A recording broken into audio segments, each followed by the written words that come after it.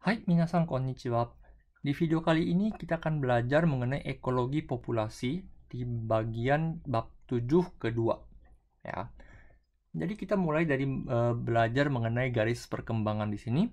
Kita punya grafik dengan sumbu X-nya itu adalah waktu dan sumbu Y-nya adalah jumlah populasi. Ya. Jadi pada dasarnya yang namanya suatu populasi, ya, suatu grup dari tumbuhan atau hewan, kita bisa bayangkan seperti garis biru ini. Ini semakin lama yang namanya populasi itu akan semakin banyak, ya, dia akan terus beranak, akan berkembang biak terus semakin banyak dan jumlahnya akan semakin besar. Ya, pada dasarnya seperti itu. Tetapi kenyataannya tidak seperti itu. Kenyataannya ada yang disebut dengan kapasitas lingkungan, di mana akan ada memberikan batas akhir di mana si populasi itu bisa berkembang. Jadi misalnya akan dipengaruhi oleh jumlah makanan. Jadi apakah di dalam lingkungan itu ada makanannya cukup untuk populasi tertentu atau tidak.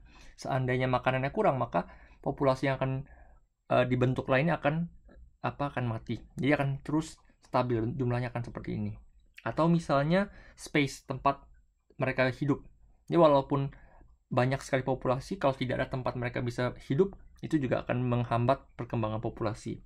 Dan terakhir misalnya pencemaran akibat pembuangan, ya, misalnya hasil ekskresi mereka akan terjadi pencemaran sehingga si populasinya itu akan dihambat. Ya, jadi ini adalah 3 stres yang akan mempengaruhi jumlah populasi. Ini disebut dengan kapasitas lingkungan. Oke, nah maka dari itu garis yang biru ini pada dasarnya kenyataannya akan menjadi garis yang merah. Ya, ini garis perkembangannya akan bentuknya seperti huruf S, ya, bentuknya akan melengkung seperti ini. Coba kamu tolong hafal. Oke. Yang kedua itu kita bisa melihat di mana semakin banyak populasi di dalam satu lingkungan, dalam satu ekosistem, maka efeknya itu akan sangat besar kepada si spesiesnya ini. Jadi kita punya 2 contoh. Yang pertama itu mengenai perubahan jenis spesies. Ya, seandainya kita punya contoh belalang, ya. Jadi kita bisa lihat belalang yang di sebelah kiri adalah belalang yang tinggal sendiri, sedangkan belalang di sebelah kanan adalah belalang yang tinggal di dalam satu grup populasi seperti ini. Ya, jadi berdasarkan 2 perbedaan lingkungan ini, dia akan membentuk tubuh yang berbeda. Misalnya kalau kamu lihat di sini, di mana mengenai misalnya yang sangat jelas, ya, mengenai sayapnya, ya. Sayap belalang yang ada tinggal yang di dalam grup populasi besar, dia akan sayapnya lebih besar. Tapi kakinya itu akan lebih pendek. Sedangkan belalang yang tinggal sendiri, maka kakinya akan lebih panjang tapi sayapnya akan lebih pendek, ya. Jadi kamu bisa membayangkan kenapa seperti ini tuh karena belalang yang tinggal dalam grup itu biasanya akan banyak berpindah-pindah. Ya, dia akan berpindah-pindah, maka dia akan kebanyakan terbang daripada loncat-loncat. Maka dari itu sayapnya dia akan lebih besar daripada belalang yang tinggal sendirian. Ya. Kemudian juga misalnya dalam proses perkembangbiakan, belalang yang tinggal sendiri, dia akan melepas telur jauh lebih banyak daripada belalang yang tinggal dalam grup. Karena mereka tahu ada banyak sekali belalang, jadi tidak usah mengeluarkan banyak telur. Oke. Dan juga waktu dia bekerja, waktu dia untuk bergerak juga sangat berbeda. Kalau misalnya belalang yang tinggal dalam grup itu karena dia dalam gerombolan, maka dia bisa bergerak siang hari. Tetapi kalau belalang yang tinggal sendirian, biasanya mereka bergerak malam hari. Seperti itu. Jadi ini akan mempengaruhi banyak sekali spesies, ya, termasuk sifat fisika dan mentalnya mereka dalam hidup.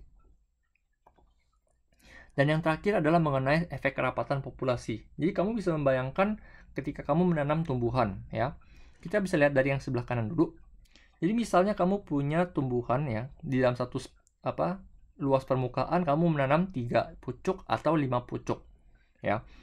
Jadi yang 3 pucuk ini adalah kerapatannya sangat rendah dibandingkan dengan yang 5 pucuk, ya. Di mana tumbuhan yang memiliki kerapatan rendah, maka nutrisi yang akan diserap itu akan dibagi ke 3 tempat. Nutrisi di dalam tanah akan dibagi ke dalam 3 tempat, sedangkan nutrisi yang di sini akan dibagi ke dalam 5 tempat. Artinya apa? 3 tumbuhan ini akan jauh lebih besar tumbuhnya dibandingkan dengan 5 tumbuhan yang ada di sini. Ini yang bisa dilihat dari grafik sebelah kiri. Jadi sebelah ini X, sumbu X ini itu kamu bisa melihat mengenai kerapatan dari tumbuhan, dari misalnya 10 10 batang per meter persegi sampai 500 batang per meter persegi. Di sumbu Y-nya itu kamu bisa melihat berapa berat satu batang, ya, berapa berat satu batang. Jadi misalnya kita mulai dari garis 0 hari. Jadi pertama kali ketika dia masih biji, semuanya sama-sama, ya. Tetapi ketika dia sudah mulai bertunas, misalnya dia 12 hari. Yang 12 hari itu ketika kerapatannya rendah, dia akan lebih tinggi daripada yang kerapatan tinggi.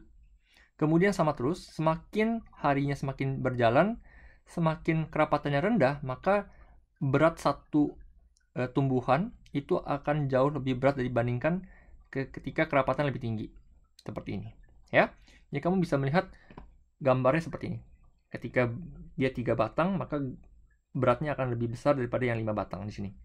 Tetapi karena kita tahu di dalam tanahnya sama, ya, tanah ini memiliki jumlah nutrisi yang sama, maka kita bisa bilang total dari semua tumbuhan ini, berat tumbuhan ini kalau kita gabungkan semua akan sama, akan konstan.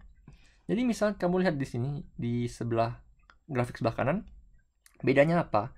Di sumbu X-nya adalah sama efek kerapatan, berapa tumbuhan, berapa batang yang ada per 1 meter persegi, dan sumbu Y-nya itu adalah berapa total produksi per meter persegi tanah, ya.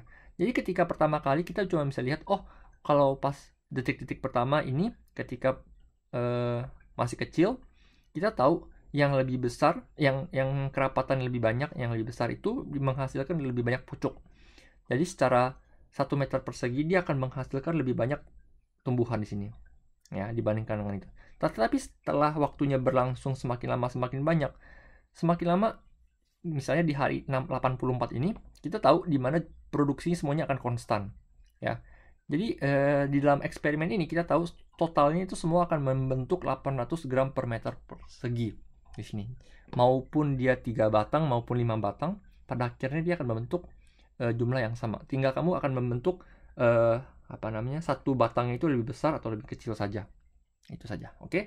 Jadi sekali lagi mengenai efek kerapatan populasi, semakin rapat populasinya, semakin tinggi populasinya, maka dia akan memberikan efek di dalam pertumbuhan spesies tertentu. Apakah dia jenisnya akan berubah seperti belalang tadi, atau berat dan ukurannya akan berubah seperti tumbuhan ini. Oke, baik, itu saja untuk video kali ini. Saya akan ketemu kalian di video berikutnya. Terus semangat belajar. Benkyou ganbatte kudasai. Sayonara.